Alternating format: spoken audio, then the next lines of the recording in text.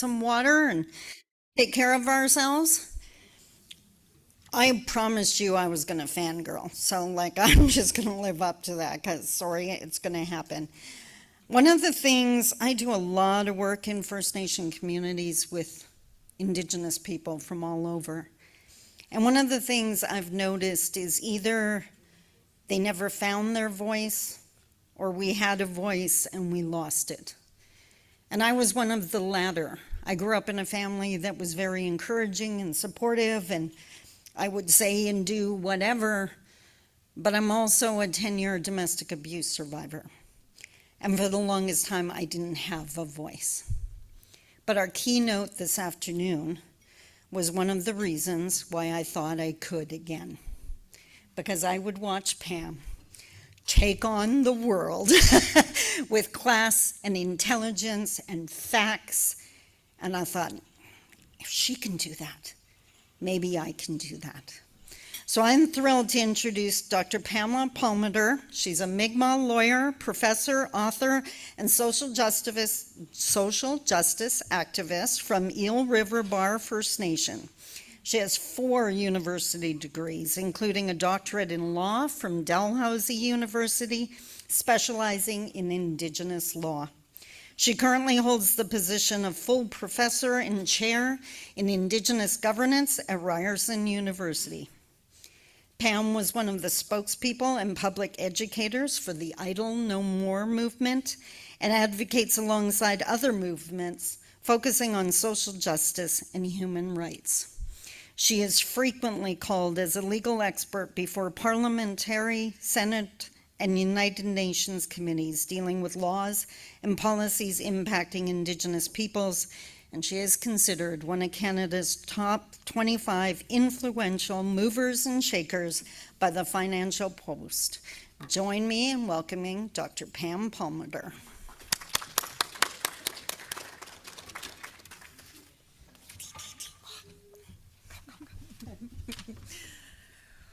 What an introduction. Literally, just before I had to come up here, I said it takes everything in my emotions to not get emotional when we're talking about these issues, and she comes up here and says something nice and I'm over there in tears. Like, come on. Kwe Nin Deluizi Pam Palmater. I come from the sovereign Mi'kmaq Nation, an unceded Mi'kmaqi, and my home community is Ugbaganjig, which is Eel River Bar First Nation. Probably a lot smaller than your First Nations. It's like a little tiny reserve, but we have a lot of First Nations that make up our nation. So, you know, divide and conquer and all that jazz. Thank you for inviting me back again. I was just telling the organizers how awesome this conference is because it sends a message to everybody else. We shouldn't be doing these things on a one-shot deal. We owe the families who lost children, and we owe the lost children to keep at this, to keep their memories alive, to make sure it never happens again, and to listen to lots of people with lots of different perspectives who have things that can improve our education system, so we stop calling it an education system, but a continuity of care system, which it just includes everything. And so when they asked me, I literally just got past the first sentence and I was like, yes, yes, please. I want to come back and do this with Nan because everything that has happened here and in some respects still happens here is, it's unlawful. It is racist. It is violent. It is oppressive. It is everything that's wrong with a colonizer state. And we can prevent a lot of this. None of this should be happening. And I think all of you working here, and especially centering the voices of the families, like, again, I was saying before we started, I do a lot of things that deal with, say, murdered and missing or kids in foster care, and it's not too often that you actually hear an organization center the voices of the families and those who aren't here to speak for themselves. So that's really, really impactful. And basically, NAN has always had that care, love, and compassion first And I love that. Before politics, before laws, before all of the other, what they might call big ticket items, it's people first. And I really like that. And your commitment to this makes sure that no one ever gets left behind. And I know we all come from different First Nation cultures, but in every First Nation culture I've ever worked with, leaving no one behind is the central, foundational, traditional moral and value that we all operate by, something that was very, very different than settler society. And I know it's challenging because the things that I talk about are often very difficult, and not being a politician, I don't soften it, minimize it, erase it. And so that can be really challenging, and I totally understand when people have to get up and take a break, because to my mind, and I could be right or wrong, but if we can't show our people that we can speak the truth and that we love them and that we care for them and that we share all of this together with them, that we're the soft place to fall for our people, I can pretty much bet my house that the federal government's not going to do it, provincial government's not going to do it, and any of these massive extractive corporations aren't going to do it. But we're okay. As long as we have each other's back, as long as we keep doing forums like this, we're going to be okay. And so when we're talking about education, and the reason why I wanted to talk about education as nation building is because it can be so foundational if you look at education in a holistic way, as opposed to, well, here's education, and here's health, and here's sports, and here's art, and here's history. But when you put it all together, what a magical formula that is. And it doesn't matter to me whether provinces are doing that for their own students, but as long as we're doing that and we're making sure our students get that, we can be the leaders that other provinces will have to look up to. Because, directly and honestly, and sadly, education can be lethal. And lethal in the sense of what our kids might do to themselves and what society does to our kids. And I know education is important and it impacts us in ways we don't even know half the time. But I'm talking about the fact that we know education can teach us things, it can bolster our skills, it can teach us about history, all of these great things, and that helps strengthen our nations. But sadly, education has been weaponized against our people. So mainstream education is weaponized in two ways. One, to vilify or erase us or historicize us. But then there's all the propaganda in the education they give to non-Native people about what is important, what is Canada. Our history starts at Confederation forward. Everything else doesn't really matter, or it's at best Indigenous Week Day. And so this has been a primary tool of genocide, and I don't have to tell anyone here, it was one of the first things they targeted, right? Education, sending our kids to residential schools or day schools.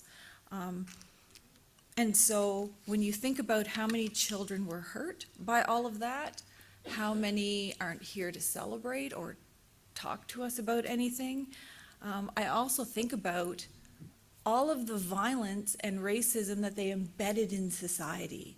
Like, it's so ingrained that people can be overtly and horrifically racist and not even see it. You know, like, it's so obvious, it's standing there. And one example was, there was a study that was done on racism in healthcare, and they were asking people, have you ever seen racism against First Nations people? You as a First Nation person in healthcare, have you ever experienced it? And of course, everybody in those institutions said yes. There was a small minority that said there's no racism against Native people. They're all drunks. What do you mean? So imagine saying something like that, and it's like, that's not racist, that's just a fact. Like, to be so blatant. And unfortunately, even in universities, we often think higher institutions are just so far ahead of K-12 education. Oh my gosh, in some ways it can be even worse. There are university professors now who've created a new residential school denialism website where they're going to gather information and research and counter what we're calling as truths. And, you know, I'm not surprised by a lot of things, but I almost fell out of my chair when I thought, what? You mean universities are going to support that? You mean people are going to fund that? You're going to give those people a voice? Would we do that for Holocaust deniers? No, of course we wouldn't. But wow, they're getting media airtime. They're encouraging, and here's the thing, they're encouraging Native people to come forward with their stories that deny what happened in residential schools. So they're actively seeking out individuals who maybe they didn't have a bad experience, and there's always individuals who didn't, and see if they can't exploit them to prove residential schools didn't happen. There's no kids who passed away, there's no unmarked graves. So imagine if society allows that to fester, and then it becomes nothing happened in Thunder Bay, nothing happened in Mi'kma'ki, there's no such thing as murdered or missing Indigenous women and girls. It's like that counter-education still lives despite all of the progress that we've made. And that's why our education system is so important, because think about where our kids are getting a lot of information online, right? And it looks good. It looks like supporting research for residential schools. I mean, that looks good. What if they start reading that and not only be offended or hurt by it, but then believe it and then take that home? That's literally how all of that stuff works. And we know that the policy objective of governments in general have never changed, even though their words have. So we know from the National Inquiry into Murdered and Missing Indigenous Women and Girls that Canada was found guilty of historic genocide, but also ongoing genocide, because all of their policies and laws contribute to the destruction of our people, the forced assimilation of our people, the denial of rights of our people. And I think about that in education. And one of the things I worry about most, because I do study like laws and legislation, are titles or courses that sound fantastic, like Safe Drinking Water for First Nations Water Act. That sounds good, right? Who doesn't want safe water, clean drinking water? But on the inside has nothing to do with that. It's about transferring all of the liability for bad water systems to First Nations. It's about creating new ways that you can arrest, charge, and prosecute First Nations, all under the banner of safe drinking water for First Nations. And so we all know how bad information is on the internet. And so, unfortunately, every step we take forward, there is a new challenge. But I think so long as we're aware of it and we're strategic and we participate in venues like this, we can effectively counter that in our K-12 schools or Aboriginal Head Start or lifelong learning in any way. And I think the biggest remedy to well-ingrained racism and these horrible white supremacist and disinformation groups is control over our own education system. Because growing and encouraging and supporting and loving and wrapping our arms around our kids and older kids, I still call my 30-year-old kids, is literally nation building, because that's another warrior that is going to be there to protect our nations, is going to be there to govern our nations, make new laws for our nations, raise new generations of warriors of kids. But they won't if they feel bad about themselves, or if they can't even believe the words that are coming out of our mouths. And so we've been given a lot of thought to that, about how we can best do that. But First Nations being in control of your own education, on and off reserve. Because I don't know what the stats are here, but I know in my territory, some of our First Nations, 80% of people live off reserve because we have like such small land bases. So if that's the case, I certainly don't want our kids in off-reserve schools being, blindsided by this kind of miseducation. And so I think about how all of this is connected, how education is connected. So when you think about, for every unmarked grave we reveal, there's a family attached to that child. There's multiple generations of families attached to that child. and there's intergenerational things like trauma, for example, and how is that impacting today? Or we lose someone from murdered and missing Indigenous women and girls, and how does that impact education? And sometimes we don't see the direct link, but think about the importance of mama. And I don't need to tell you, but when women have children and they have their babies and grannies are around and aunties and cousins, what's the first thing babies hear? They hear mama or granny singing their traditional songs, talking to them all the time on a daily basis. And finally, science has caught up with what we already knew. But when you do that for babies, you're laying down the pathways in the brain so that they can learn multiple languages, so that they can understand our worldview, so that they can embrace life and understand their obligations to protect the lands and the waters. And what happens when we lose that mama, right? And what if baby doesn't get that because they're in foster care or because they're forcibly adopted? And so it's not just about education per se. It's all of the things that lead up to education, like protecting mama. And I don't think that often gets enough attention, like the foster care crisis. No one ever calls it the foster care and family crisis, right? The focus is on kids, and I agree, kids are so important. But they come from a context, and there's a family. And what happens to mom when kids are taken away, right? I don't need to tell you the statistics. Addictions, depression, anxiety, and maybe they choose not to live in this world anymore. So when I talk about education, we have to see all of it, all of that. It's not just the children, it's the families and contexts from which they come. Because we don't want to lose all of those opportunities of education for our kids. And obviously, provincial schools don't think that way. They don't teach that way. That's why parents, for the most part, don't seem to be allowed in classes. And I think about like when I was a kid, and all of the government meetings I went to, all of the negotiations and protests and rallies and cultural events. I mean, my older siblings were dragging me kicking and screaming to all of these things, right? I just wanted to go play. I know now why they did it. So that my brain would work in such a way that I already knew this stuff. I lived and breathed it. You didn't have to convince me to go Hi there. volunteer at a Do soup you kitchen sell small 1 hour a bags of week. popcorn Because or the things just we do to nation build, that's not volunteering. That's nation uh, build. do you The sell like paid individual stuff small little bags? comes later. It's Okay, secondary. can I like how small is the smallest?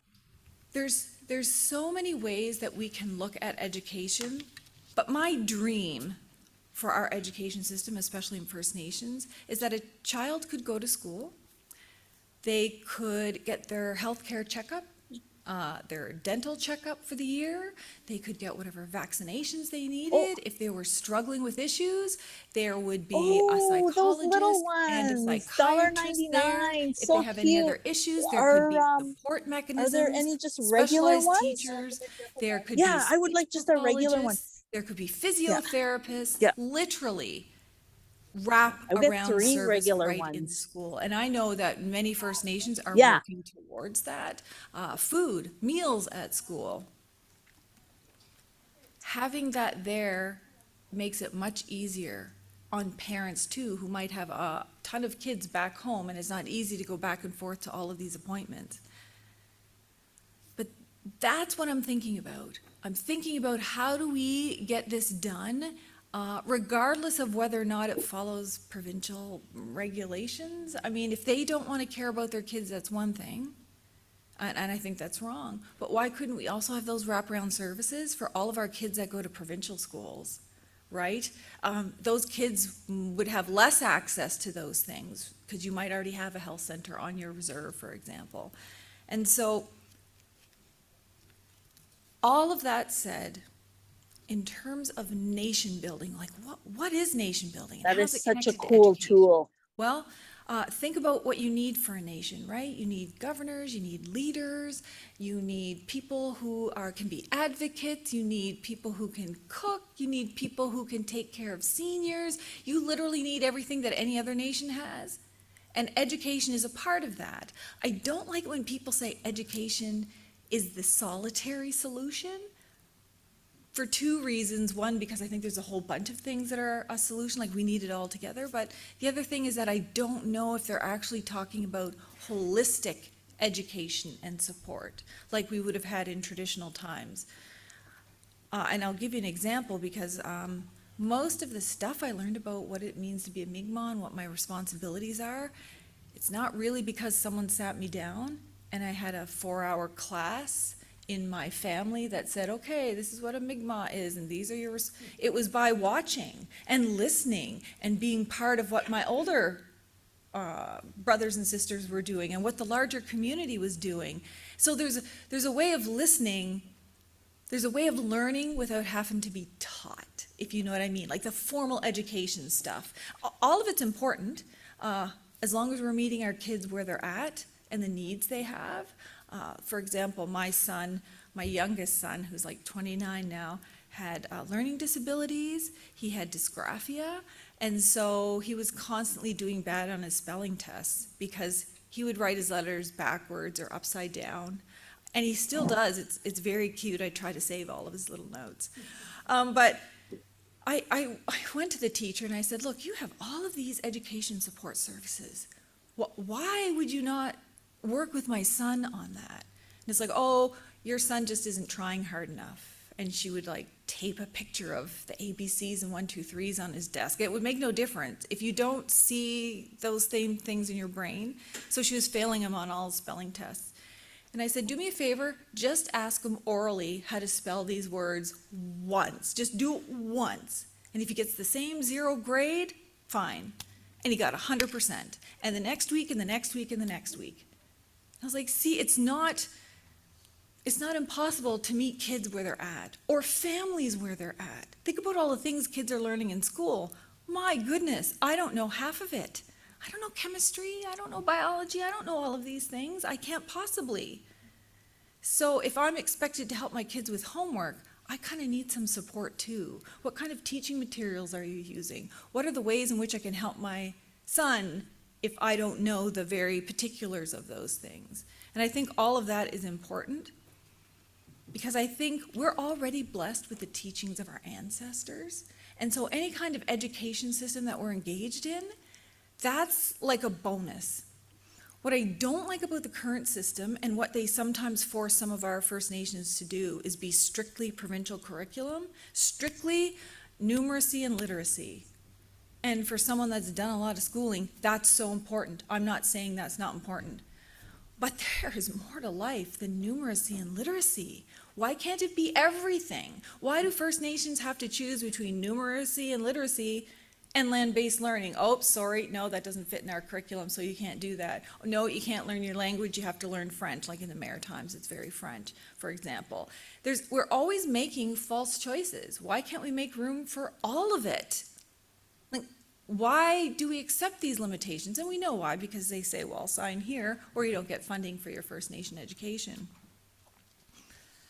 But we can't do our ancestors a disservice by not embracing those cultural and traditional values and fighting against that.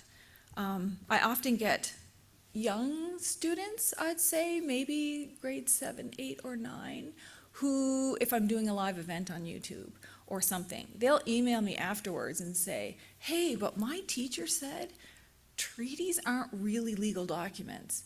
They're just kind of poetic. They're just, symbolic of a relationship. And I'm like, oh my gosh, when is that ever going to stop? And so, I answer the question. Or now I do just as many conversations or talks in grades 1 to 4 classes, or 4 to 7, or high school classes, because sometimes they're hearing how kick-ass and powerful they are for the first time.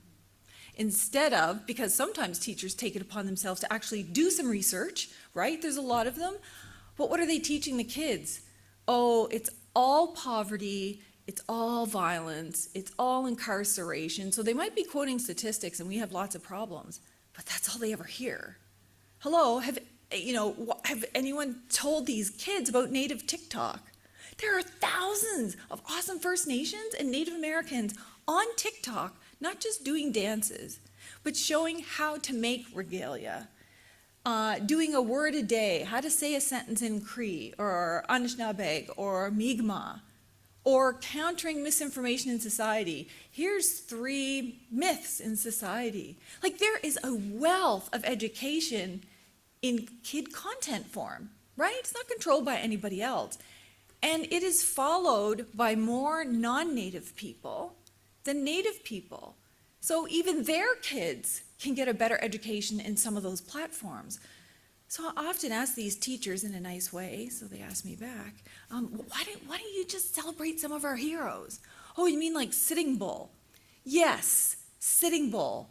But you know what? How about Ellen Gabriel, who was the spokesperson at the Oka crisis? How about Dr. Cindy Blackstock, who forced the government to their knees to come to a settlement for First Nation kids in care? Like, we have living people. We have living heroes. And if we shared more about those people, in addition to our really important history, they might know who every leader in your First Nation community ever was. They might know all of the powerful elders that, stopped a train.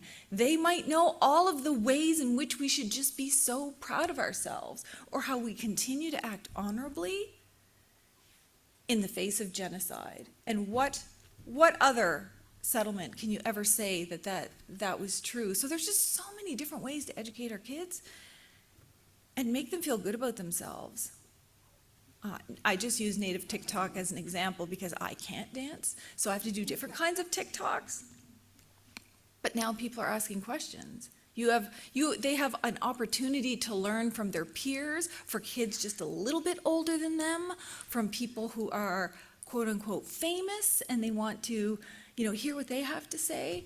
We have so much access to so much information that when I was working in a remote Manitoba community that doesn't have any internet, and to hear the provincial officials say, well, it's just internet, we'll give you all the textbooks. Like, what? Just the internet? I mean, the world is on the internet. And yes, there's pros and cons, but we can teach our kids how to stay out of the rabbit holes of the earth is flat and lizard men control the government and all of that stuff, because it literally is a rabbit hole. If you watch one video, that's why I never do, then the next video that YouTube shows you is a whole bunch of other weirdo people. So do our kids know that? Do our kids know not to waste all of their evenings fighting back against trolls on Facebook? Block, delete. Now let's focus on our culture and organizing the next powwow or the next resistance or water protection or land defense with all of our peers online. So I think there's things we can incorporate to be proactively supporting students about where they're getting their knowledge. And the other thing that I'm encouraged by is I talked to some First Nation schools across the country, and to see that they're learning history on YouTube. They're learning it on Instagram Reels. Like, there's so many ways to reach kids where they're at. Teach them the exact same information, don't tell them.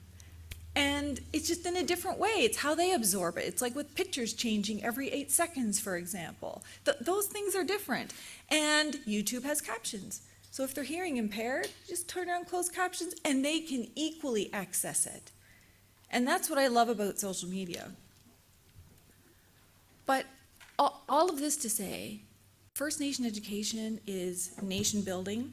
We have been saying this for decades. I mean, kids were burning down residential schools for a reason.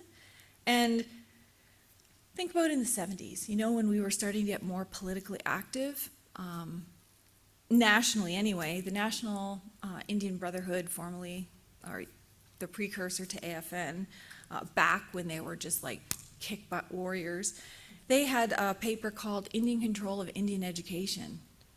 And their message was clear and simple. It's our sovereign jurisdiction. It's our right to be self-determining. We need to control our education, and you need to make up for all of the lands and resources you stole, and you need to be funding this. You need to be living up to the treaty agreements, because some treaties have specific education agreements in it. But if you just go a little bit further and look at the next report they wrote, which was, 14 years later, and it was called Tradition in Education, guess what the recommendations were in that report? Hey, First Nations should control education. We should be able to determine what goes in the curriculum, how we learn it, when we learn it, and funding. There's another report in 1988. There's a white guy's report in 1991. They all say First Nations need to be fully supported in exercising their jurisdiction. Not just that you're delivering a provincial program, but it's First Nation education that obviously is going to include numeracy and literacy. Like, no one thinks for a second we're not going to teach our kids how to do ABCs. That's what they're apparently afraid of. But then, you know, we have OCA, this massive standoff. And the only way the government could think to maybe appease or delay dealing with that issue is, well, let's have a Royal Commission on Aboriginal Peoples. And what was the question? What do you want? Effectively, that was the question. That's basically the question of all of these political things. What do you want? Well, we want you to respect our inherent right to be self-determining. We want First Nation jurisdiction over education, and you need to pay for it. We needed a massive commission to say what we have been saying for years. It's unfortunately, no offense to any other non-native place I spoke at, that's always the number one question. Well, what do you guys want? And I'm like, can you just read any of these things, please? Just I'll give you the summary. INAC, Indian Affairs, does a working group on First Nation education. So it's all First Nations come together from all across the country who are in education, and they do this massive report. And I think INAC thought, because of the individuals they appointed to this working group, that they were going to get a very different outcome. But, I mean, bet your house, bet your car, they said, First Nation jurisdiction over education and funding, and throw in some infrastructure while you're at it so we can actually have schools. All during that time and after that, Chiefs of Ontario, Anishinaabe Nation, like literally every First Nation across the country was saying First Nation control of education. But they keep us on this hamster wheel of let's just keep talking about it. Let's keep, you know what, here's some funding. Go in your community and talk about education. Like, what do you want? What do you want? And you guys do that. And then at the national level, here's a whole meeting table, a funded table on what do you guys want on education? Keep saying the same thing. And so I think it'll take something drastic in the end to bring about this change, but I think we can be strategic about it because we're on repeat. What I like, though, is despite the fact that we're on repeat and despite the fact that we're still grossly underfunded in every area, whether it's special ed or languages or sports or arts or anything in education, is that we're just going ahead and exercising our sovereignty and doing what we can without the funding. We've always been doing that, but the way I see it happening in education is wonderful. Like the Akwesasne Freedom School, that just blows my mind, you know, that we can be learning in a total language base. You can learn everything that's cool and important because really, is it really important that we know about Roman history? No offense if you're a Roman history major. I think it's interesting. I think it's cool. I think the more we know is awesome. That's why I'm like an obsessive researcher. But you know what? I want to know about my people first. And I want my kids to walk around and say, hey, Mom, you know Chief Member 2? He did this, this, and this. We could be doing that today. Like that, those are the things that I want to hear. And so far, we're not, except if you go into specifically a First Nation school and you see art everywhere and you see paintings of all of the past leaders and they get private donations if they have to for musical instruments and trips and all of the other opportunities other schools have and don't. And that kind of education is the direct exercise of our sovereignty. And don't get hung up on the word sovereignty. You could say nationhood, peoplehood, independence, autonomy, like whatever word is good, because it's all in the English language. But sovereignty is the powers we exercise in addition to the rights. So if we were only talking about the right to education, we're trying to fit under Canada's tons of laws. Well, we only have a right under another government, and those rights are important. However, we can't forget about the powers we have, the inherent pre-existing powers as sovereign nations. And so that kind of daily living, asserting, and defending our sovereignty every day in terms of education that's only going to get stronger because you're inspiring a whole bunch of little warriors on the front lines. And nothing makes me happier than when I see grannies camping out at a mine site and all the little babies and little kids are there. Because grannies are, beating and making things to sell to support the land defenders. They're sitting there cooking for all the kids and they're learning about why that's important. You can't even get that in a school. I almost wish Canadian kids could see and benefit from the kind of wealth of resources we get from there. But education generally, even if we're exercising our sovereignty, it requires a little bit of decolonization because every one of us is colonized. The colonizer lives in our head rent-free, and it's really hard to get the colonizer out of our head in every way or to even recognize what is it that I'm thinking about. And is that what they want us to think about? The whole critical thinking stuff. So last year when I was here, I talked about cultural safety and how important that was. Well, First Nations education in general as an exercise of our sovereignty, which leads to nation building, ends up being a tool of resistance. And I think one of my favorite stories is I did 10 years hard time in the feds. I worked at Justice Canada and Indian Affairs while I was doing my graduate work. And the thing that just warmed my heart the best, and it just kind of clicked to me, how we can use education differently, is when they wanted to pass legislation to take some of the sex discrimination out of the Indian Act, which is good, but they weren't doing it all.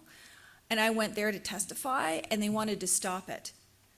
So they had to have an in-camera meeting, because Justice Canada said it would be unfair if I got to testify about all of the problems of that legislation, because they taught me how to draft legislation and interpret legislation and to know what weasel words to use to say something and mean something else.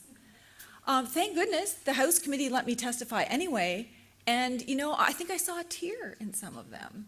For them to have the audacity to say, how unfair, we taught you how to do that. It's like, yes, think of all the things we can incorporate in our education so that they're all whining and crying and too worried about the fact that it's unfair to notice that.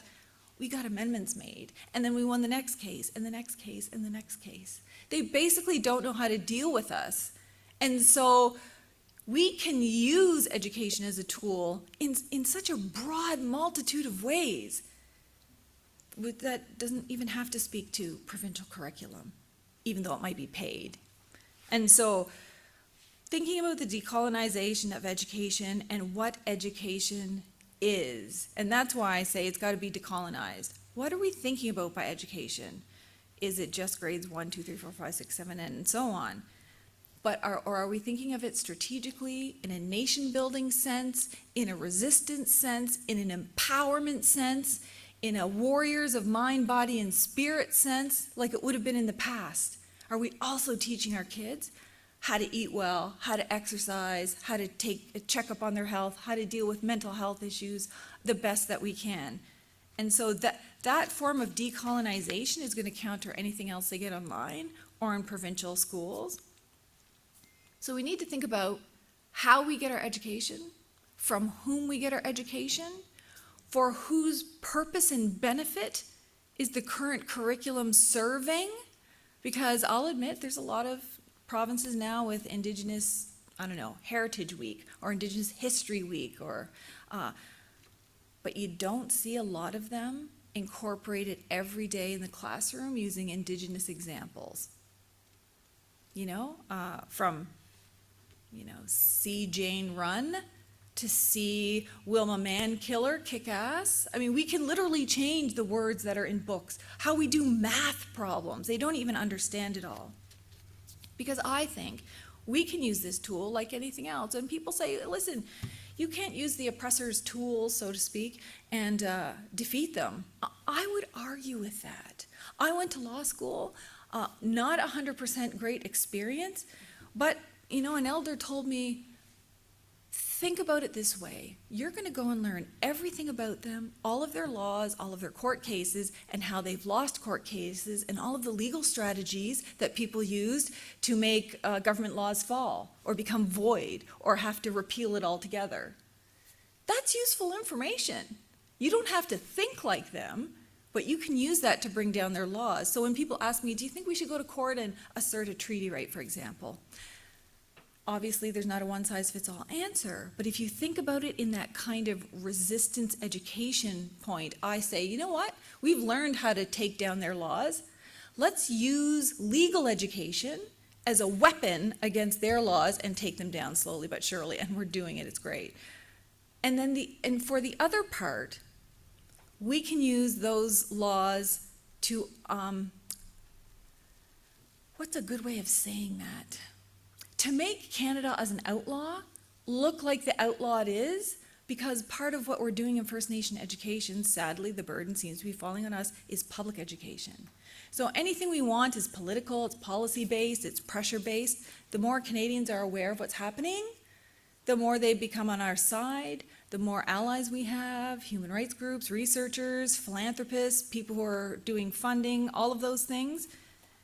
So we can use that as a tool to break down what isn't working with them. We don't necessarily have to take our rights, which we know we have, and we can just live assert and defend them, and put them before the colonizers' courts and say, here you go, you decide if we have any rights. In some instances, we have to, but I think the more we don't do that is a little better. But why don't we have those conversations in high school? Why isn't a grade 10 class sitting around saying, okay, here's the government's position, here's our position, here are some extraneous factors. What kind of legal position can we have? They don't have to be lawyers to do that. Or how do we do a membership code in the interim? You know, exercising your jurisdiction and teaching that in school can also be, okay, well, here's things I think we should be in a membership code. And you get the class to draft a whole membership code, and then you give them scenarios, fact scenarios. And it's like, oh darn, that doesn't actually work. I forgot about this and this and this and this. And make them all critical thinkers and critical strategists and see what their role is in our resistance. Resistance doesn't have to be boots on the ground. Like I'm not talking about lifelong protests. Hopefully we don't have to do that. But the more kids we raise in a comprehensive, wrap-around education system is a lot more people that the government is going to have to face at parliament committees with them sitting there saying, well, that's not fair. Like we gave them money for education and look, now they're all warriors against us and they know our tricks. Like you want them to be crying about that, right? Because I tell kids in high school, governments look bad. They have law enforcers at their beck and call, but that's all they have. The only thing they have is a front line. They have nothing backing them. We do. We go in waves. We've been doing this for 500 years. We've survived every prime minister, every provincial premier. We've survived every court case. Some court cases had to be overturned because of our advocacy. Let kids see all of our daily successes, as opposed to, oh, this part of the Constitution, it's bad, it doesn't work for us. But look at how we kicked butt and tore it down, and how you can do that in a multitude of ways. In order for that to all come together and literally raise our kids to be warriors, and when I say warriors, I mean of love and protection for their people, is we actually really so need this wraparound care to see education in, when you don't have it good, when you're feeling bad about yourself, if you're having bad thoughts, here is an elder to talk to at your school, or here is a counselor to talk to. You don't have to go to school hungry, for example. Here's food. So take away all of the things that are barriers to them living their very best lives. And I know I don't need to tell you that, because education can be very, very inspiring, even in the bad stuff. So at law school, I just relished every time I learned something bad, that this is apparently Crown land, thinking in my mind, oh, but what I learned in constitutional law yesterday is how we can challenge that. So we don't have to teach our kids in this system that you have to choose. That the only way to be a warrior is to only work for your band council, or only protest on the front lines, or only work for the government. Kids can do all of these things and be warriors in those places and spaces. But again, we have so much work to do for governments to understand we need it all. We need it all for a multitude of reasons. even if they only care about business reasons. So if our kids start whipping through school and doing fantastic and getting high grades and going to trade school or universities or taking up other practices, that helps Canada's GDP.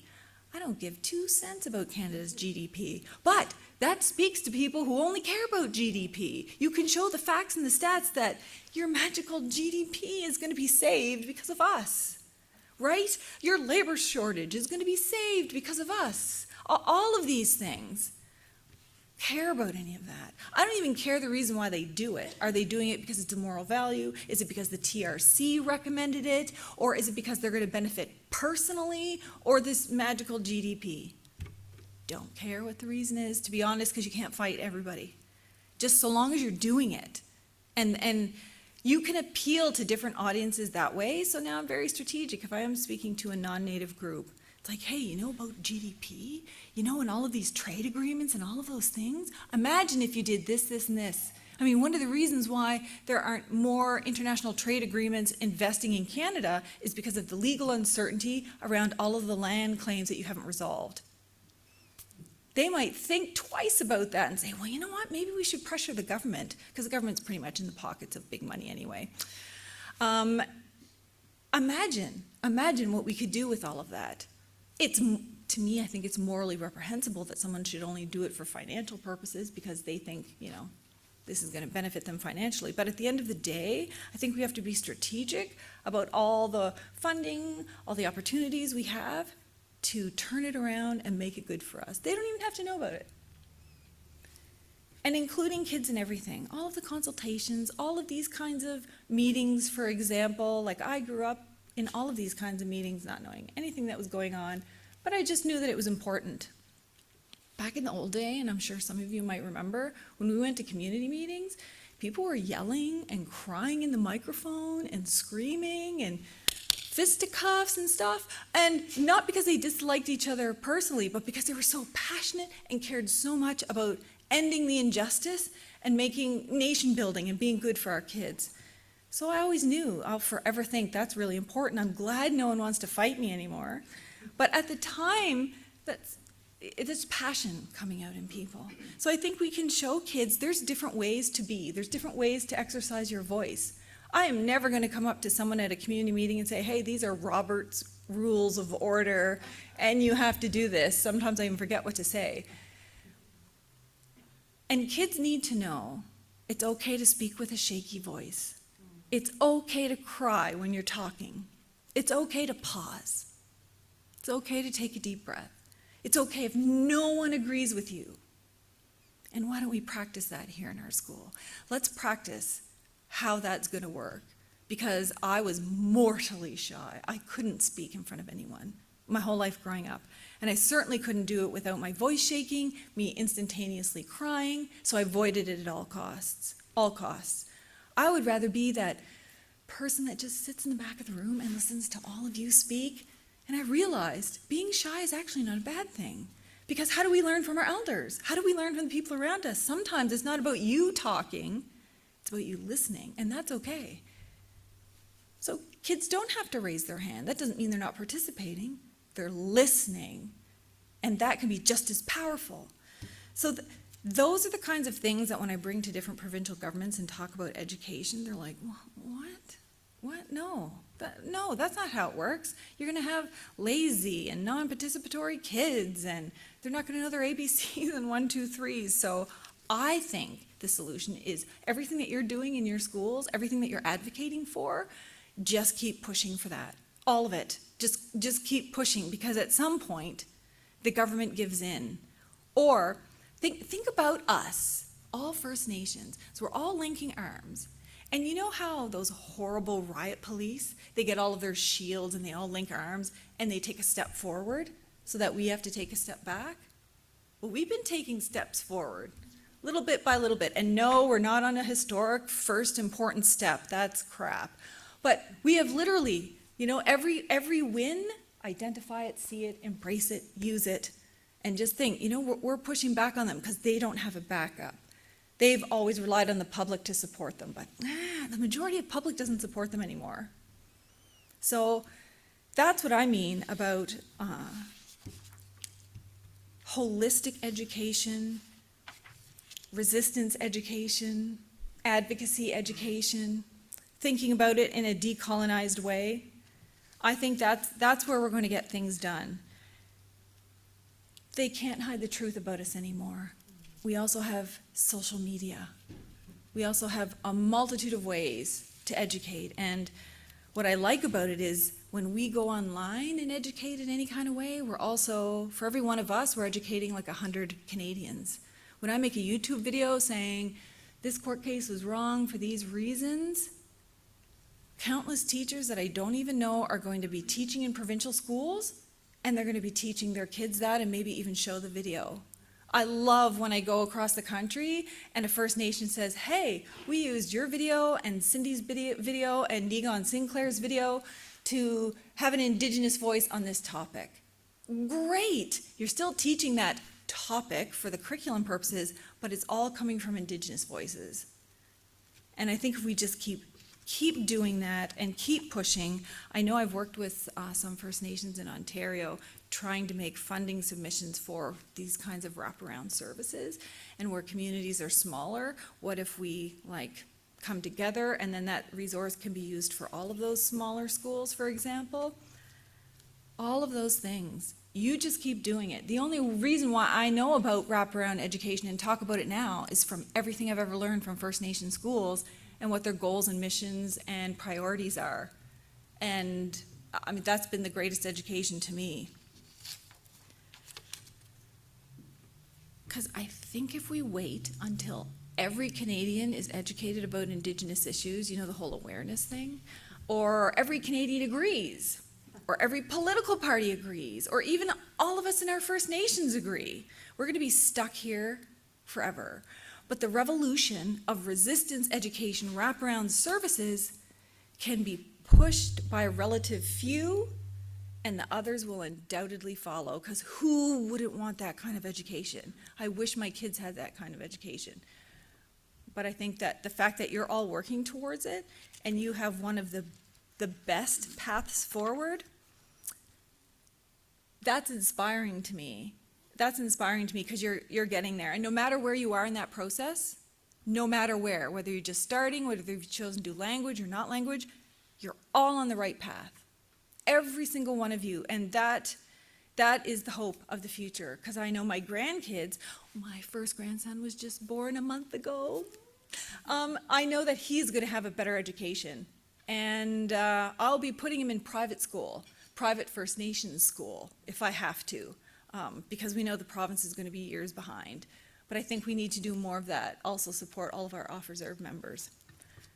So no matter what your ideas are, no matter what your perspectives are, we don't have to be like all of the haters, the right wings and the left wings that are out there fighting about these things. We can just say, okay, you know what, you don't agree, but you made a really good point, so maybe we should just veer off a little bit that way. We can make it work for everybody. So I don't know if you have any skill testing questions. I can answer legal questions, political questions. If you want to talk about Pierre Poilievre, I'm fine to do that, even though he makes me sick. Anything you want. But thank you for the work that you do. I really appreciate it. You are changing the future for my son, and that means everything to me.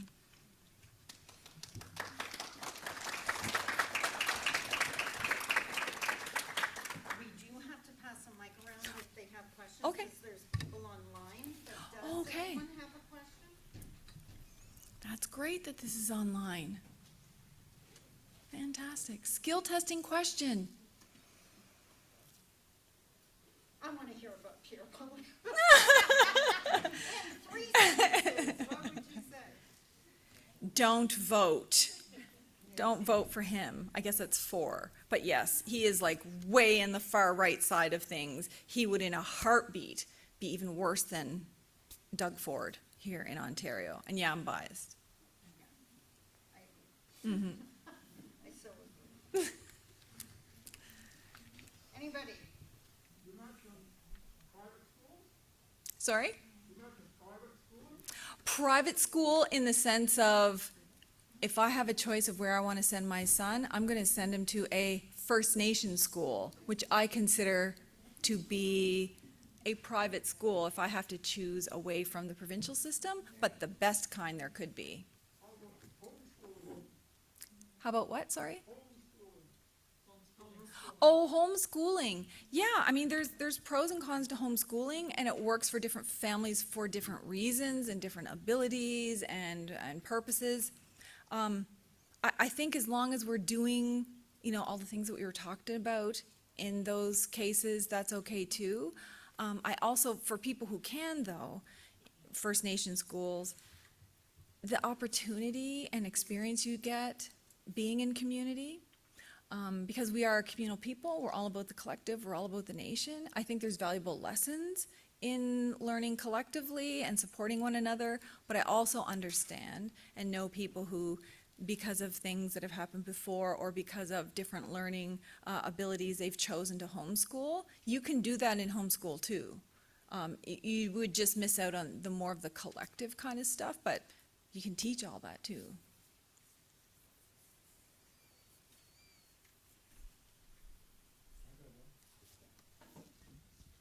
And just in the last couple of days, Matawa chiefs have they put in something that they're suing Canada and Ontario billions of dollars for the resources that were extracted.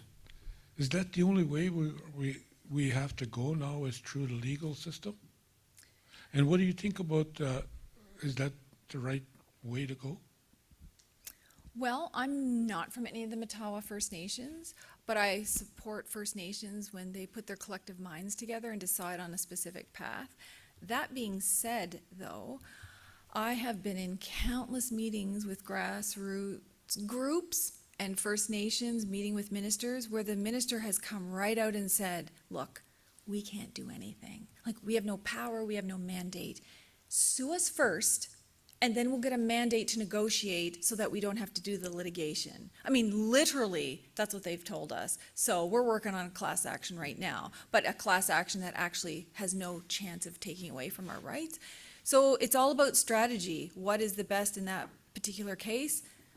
The hope is if they do file that, there is going to be no litigation and the government will sit down and negotiate. If not, there's a lot of other things we can do, right? We can have boots on the ground. We can lobby all of the countries around the world not to give Canada a seat on the UN Security Council, which worked perfectly. They don't have a seat on the UN Security Council. There's all different ways, all different pressure points. It's not do that or not. And I would bet that they're doing a lot of other things behind the scenes too.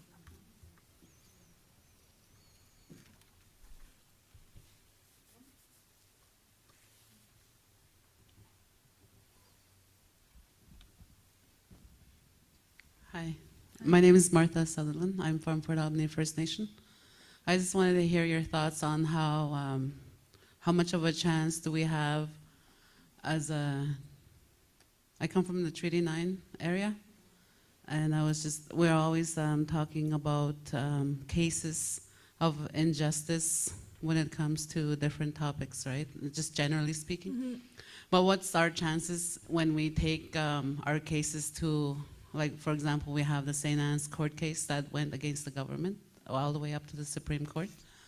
What chances do we have when we take cases within Canada? What are your thoughts on that? And maybe, I guess it's kind of like a leading question. Is there more of a chance to take it to the international courts? That's a good question. So I can't take the place of any lawyers or legal advice to any First Nations, obviously, but I always think that it depends. It depends on the specific political situation. So there's a situation we're working on right now where the minister said, we're sympathetic, we want to go ahead, we don't want to do any kind of litigation. Please sue us on this within this time frame and we can get a mandate. In that circumstance, could be lying, could be true. And just because you file some form of litigation, a statement of claim or anything, doesn't mean you even have to go forward with it. You can withdraw it, you can put it in abeyance, it can always be there as a hanging threat. So there's a multitude of ways of using things strategically. When it comes to like putting our rights before the court in the sense of, hey, Canadian courts, you decide if we have rights and what those rights are. That always makes me a little bit more nervous, depending on what the strategy is behind it, right? Because in my assessment, every time we win, say for example, we have a technical win at the Supreme Court of Canada, there's usually a couple things in there that's a loss. That they've said, oh yes, you have the right to fish, but then they put a whole bunch of like restrictions on it, and then it's like, okay, was that really a win? Okay, a win for what purposes? And now it's a done deal, so how do we strategize around it? It's really give and take. And the other thing, just for me personally, I always think about, will this litigation hurt another First Nation or nation, right? So if I am going to assert my treaty rights to fish, lobster and sell it because we have a commercial right, could that possibly hurt the Cree on the prairies? I don't think there's any lobster in the prairies, so if there's less of a risk of hurting someone else's rights. So I do all of that kind of analysis, the political analysis, the other First Nation analysis, and then understand that sometimes we're not going to know the strategy. Hopefully we won't know the strategy because those should be kept very private. And who knows what it's going to turn out with that litigation. Maybe that's just a bargaining chip to bring the province to the table if the province isn't at the table. You know, all of those different kinds of things. So it's hard to say. My preference is using Canadian courts to take down Canadian laws and only put our rights before the courts if that's part of a good strategy.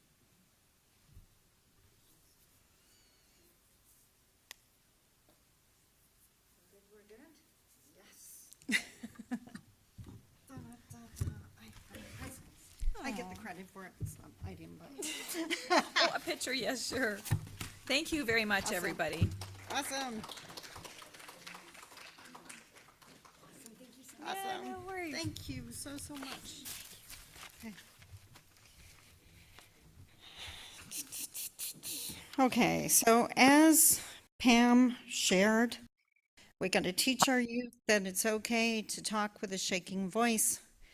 It's okay to have your voice break or have to take a break because you're not sure of the words, and it's okay to cry.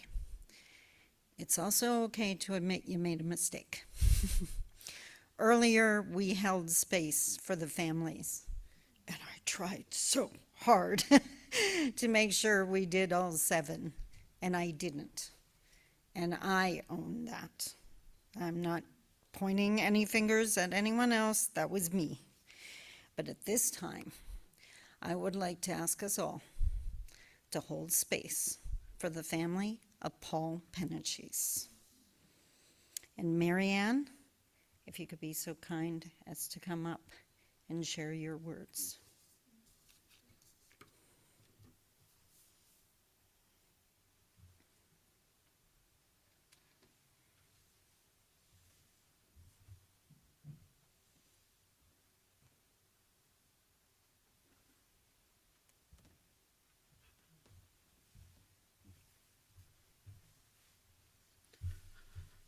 Good afternoon. Regrets for the invitation. I know the last time they had a family gathering, I wasn't here, but my son was. I was on my way to cross the ocean. Anyways, yeah, again, in about going on 17 years, I lost my boy here in Thunder Bay. And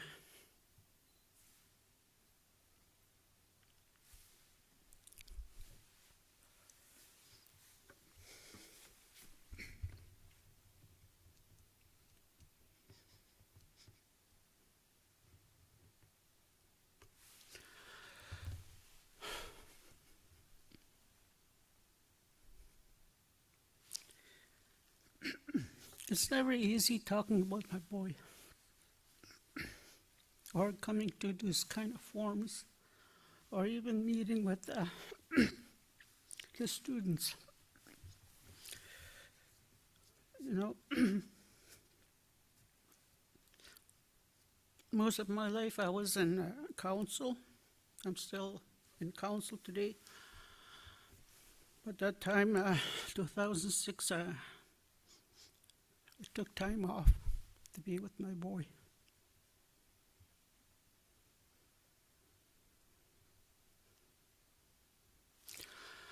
I knew what he was going through, and he used to tell me the struggles that he had here in Thunder Bay. And I knew the struggles that was happening with our students. And that's why I took that time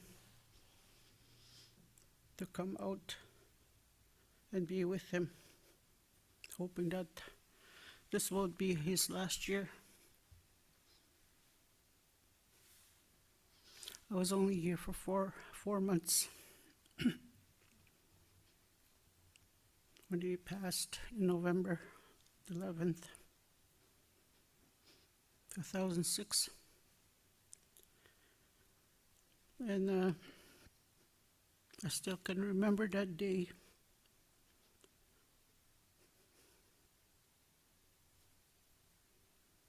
Actually, he came home that afternoon, not knowing that this would be our last time together.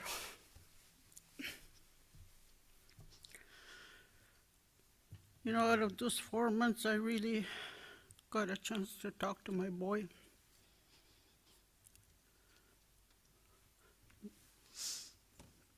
Me and my husband separated his early years, so we had a chance to talk about that. And you know,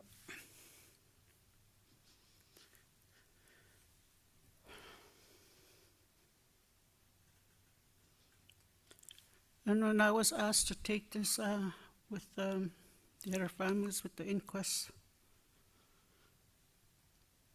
I said yes, because I wanted change for the students that are coming out for school. I didn't want them to go through what my son went through. Because I know he used to say that he would like to see changes happening for our students. He used to tell me the struggles that they had and what was happening to them here in Thunder Bay. And I always told my son, you know, don't retaliate. Just continue.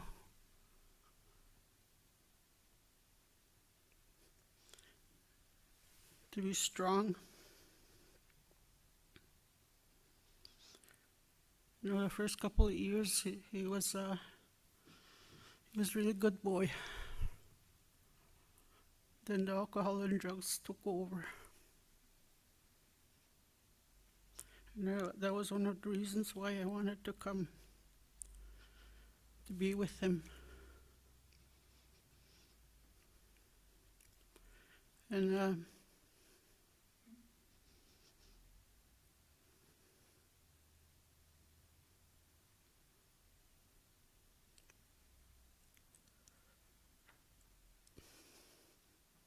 you know, it's been hard, 16 years.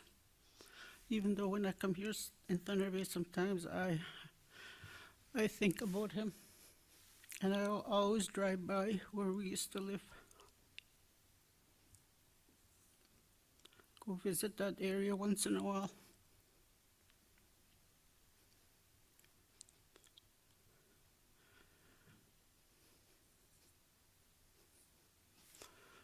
And I just wanna, I'm thankful for all the hard work that's happening. But I think we need to do more. What's happening here in Thunder Bay? You know, I hold portfolio child welfare too. And I know what's happening with our families and our children in the city of Thunder Bay. So we need to do more, and Thunder Bay has to do more for us too, because we know we want our kids educated and be safe. You know, I was listening to that boy here that was talking. You know, and I thought about my son when he was talking. You know, Paul wanted to be free to do whatever he needs to do. He didn't want to be in the same place. And that was his dream, to travel, go see other places. That's what he used to tell me: after I graduate, Mom, I won't be home. I want to see the world. And after his death, about the next year or the 2 years after, I started traveling. I've been going places, and that kind of pushed me to go travel for him. You know, he that's what he wanted to do.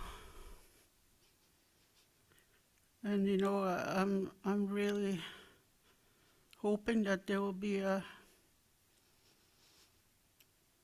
new school for them and a residence for them where they can stay. You know, yesterday when I was listening to those young men that were speaking, when they start saying I have to switch homes, you know, that just stabbed me in my heart again. Is this happening to our students again? I thought, you know, Paul went over 10 boarding homes while he went to school. And yet he didn't want to give up. He wanted to keep coming back because his other friends are going to school.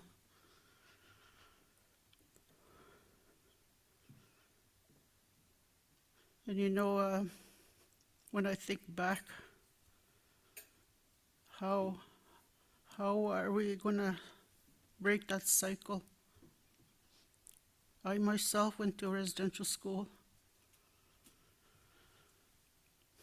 but I had to go out to get my education.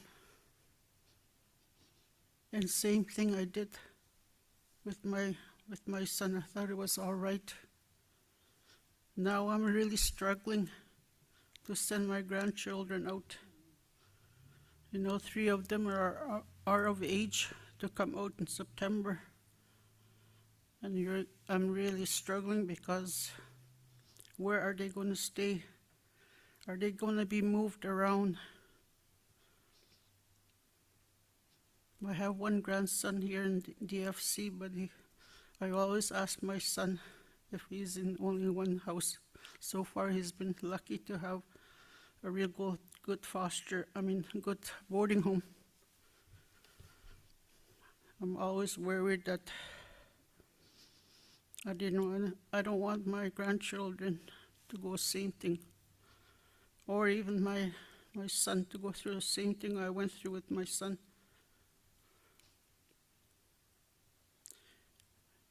I know there needs to be a lot of work to be done.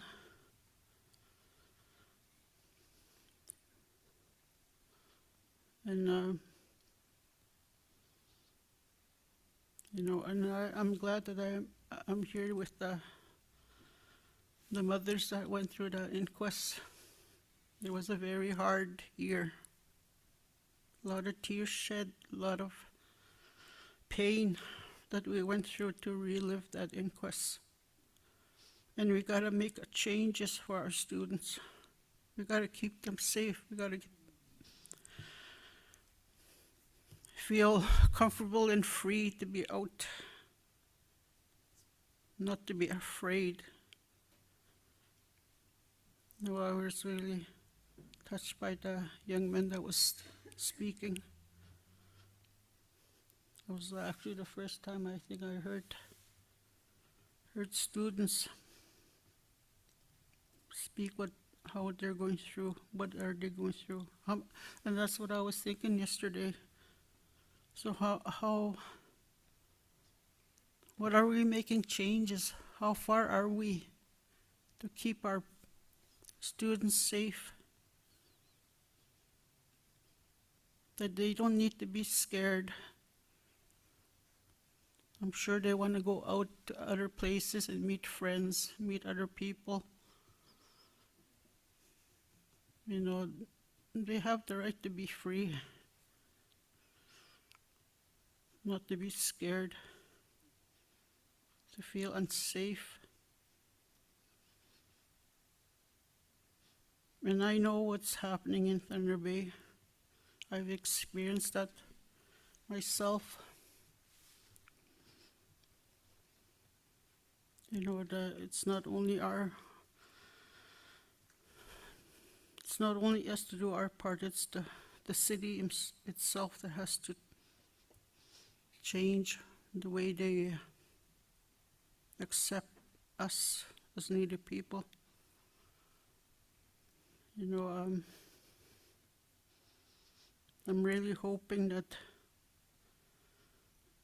our students will be able to feel safe to go to a movie or somewhere, have coffee, or just walking down the street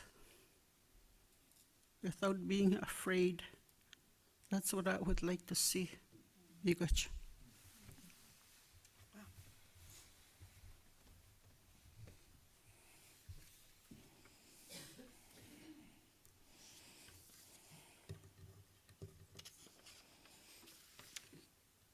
Miigwech.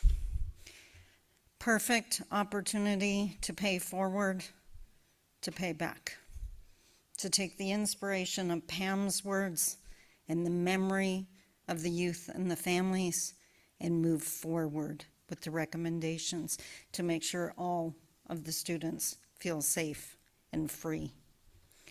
And that brings us to a close. So what we're going to have now, if I can get the elders to come up, they're going to say a prayer to close the event, and then the drum and the singer will send us off in a good way. So Maggie and Lucy, if you can come on up. Come on down like the Price is Right. Which way are you going? You meet Lucy over there. I'll meet Maggie. Pushu. Good evening. I want to thank everybody.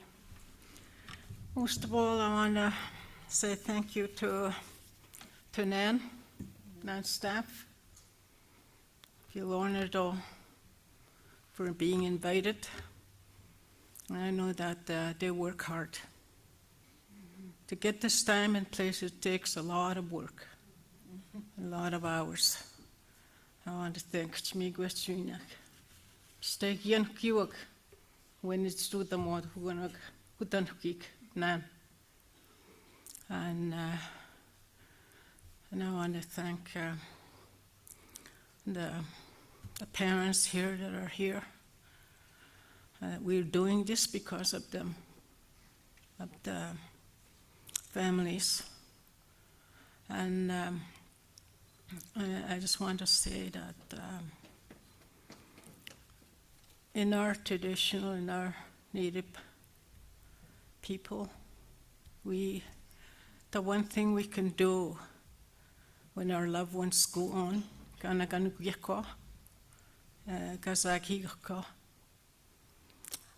of the things we do is that we could do, because they're not going to come back. We here on earth are left behind, but they will not want to come back where they're at. One thing we can do is hold on to the memories, one thing that nobody can take away from you.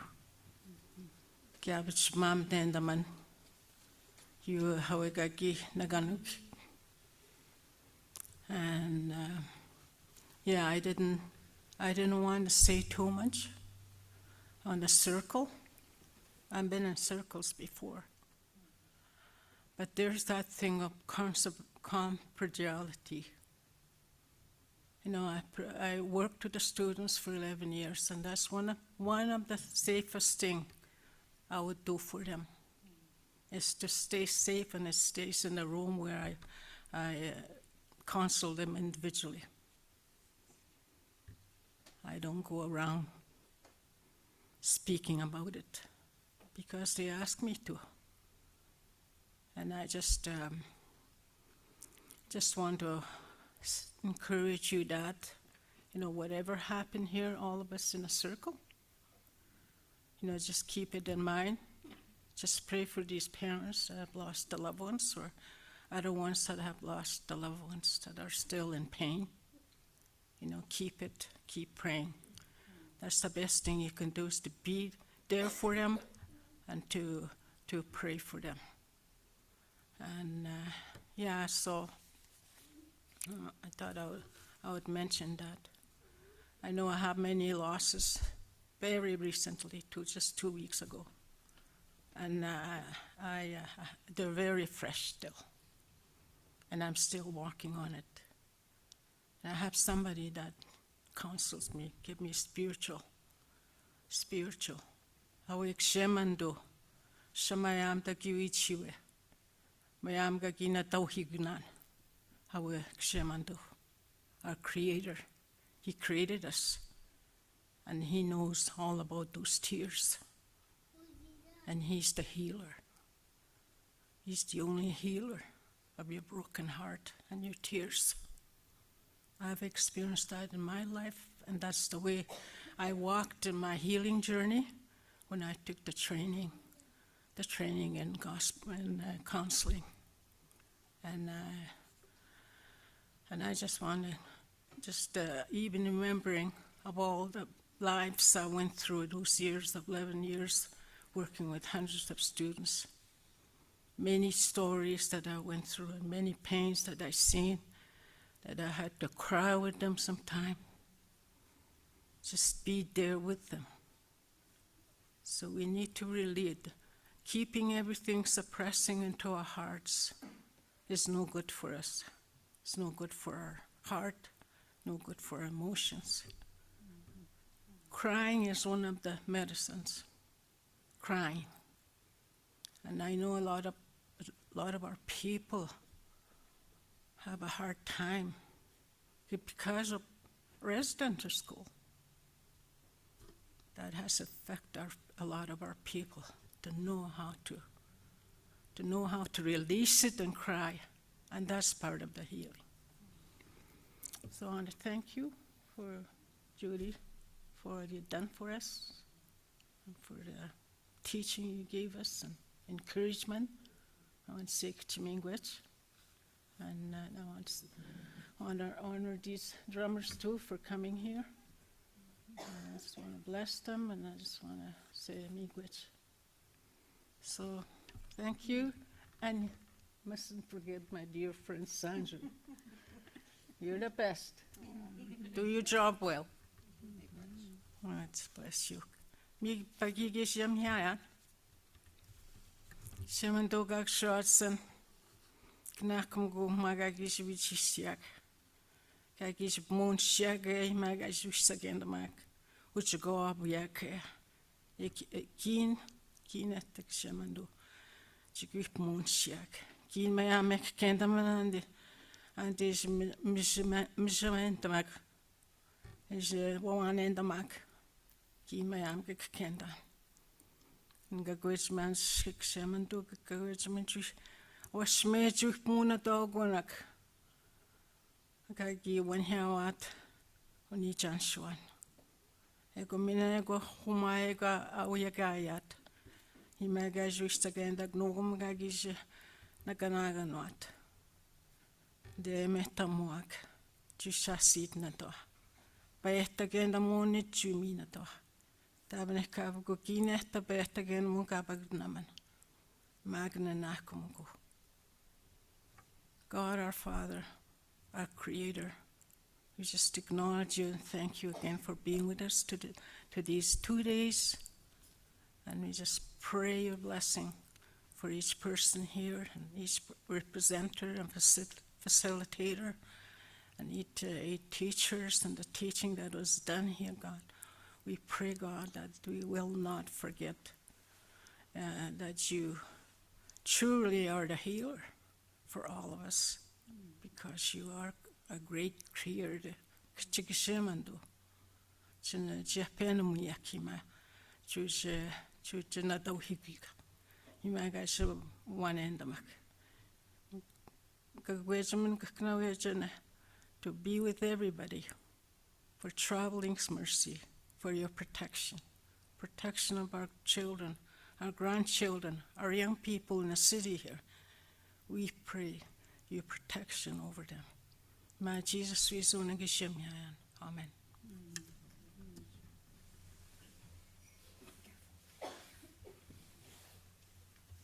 Kenin migration ticket longum.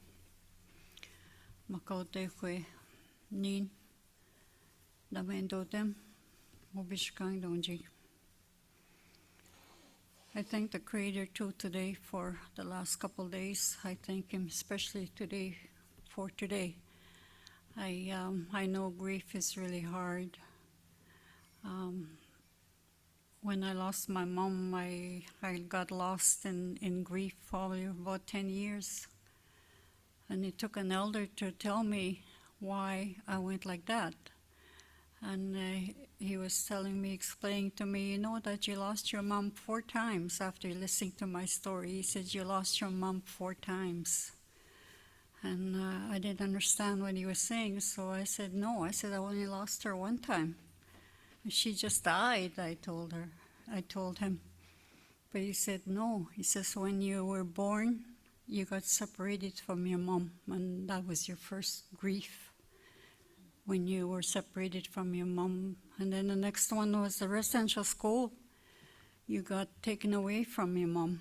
And I went to residential school for 10 years. And out of that 10 years, I think I went home 8 years. So 2 years I went without her. And then the third time when I actually started to connect with her was she was lost in alcohol. We could never have a relationship. The only time she ever had time for me or to talk to me or anything was when she was drinking. And then the 4th time was the natural death when she left. So part of my grief was to be able to understand what happened to me, why it was so heavy. It felt like just a rock I was carrying all the time in my life, and I couldn't get rid of it. I went for counseling, I went for ceremonies, I went to counselors, but I just couldn't get past that grief. But when he explained it to me the way he did, and he walked me through the 4 stages of when I had lost my mom, that's when I was able to let go and say I was okay. So it is really difficult. It's really difficult. But the thing is, when I was in my grief, I used to have I had a lot of memories about my mom in the good days, and they would always make me cry. But then after I resolved my grief, I remember my mom, and I have really happy memories about her. Even when she was drunk and she did all these silly things or said silly things, you know, I laugh about it because that was my mom. So there is hope, and that's something that I really want to leave with the families and with you, is that there is hope. There's always hope, and there are better days. May not feel like it, but there is better days. And I'm 73 today, and I still look for better days. So I want to just acknowledge Lucy's prayer. I think she just said everything just the way it's supposed to be said. And I want to thank the NAN staff and all the people that came together to pull everybody together like this. And for me personally, I really learned a lot from the speakers. Even Pam, is that her name? Yeah, even Pam. I just love the way she thinks, you know? I just love the way she thinks. And I think like that too. No, I'm just kidding. Well, not really. I do. I always try to see the good things, even in a negative, and how you can turn negative energy into positive energy. That's what keeps us balanced, keeps us alive. So, kichimigwech ticket. Nongo mai segeni nagigishtuanwe. Miigwech. We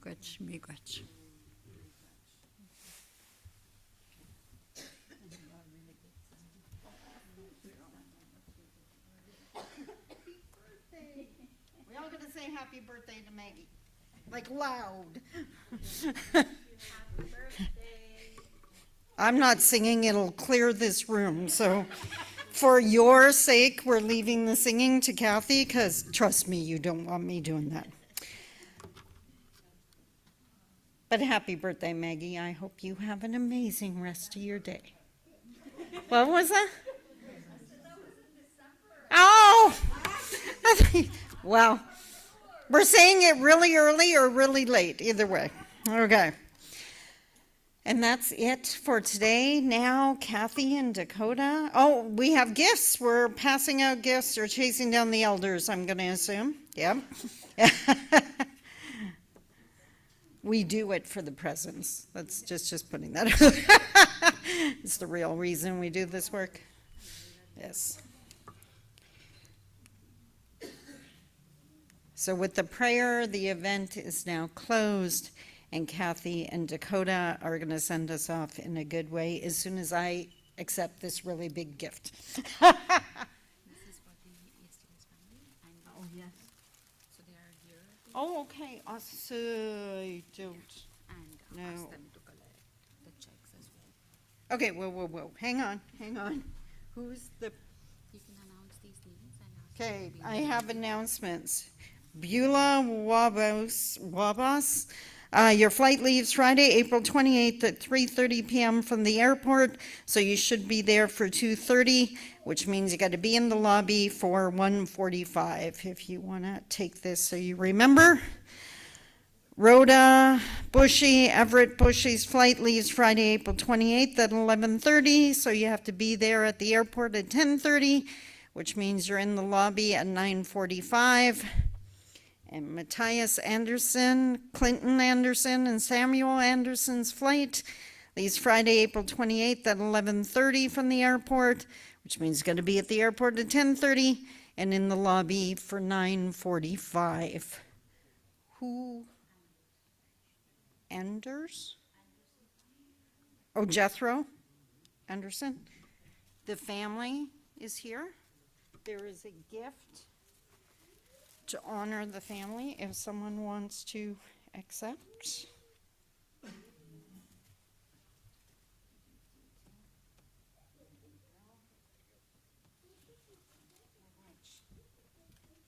That's it? That's all? All the little loose ends? Awesome. Okay. Take it away, Dakota and Kathy.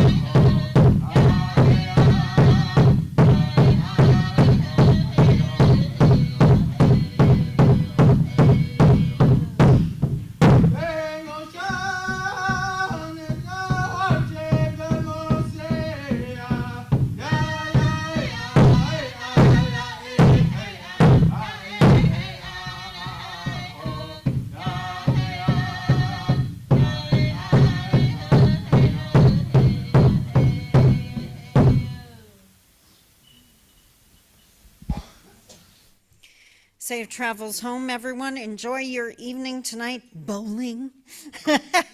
And hopefully our paths cross again. Miigwech.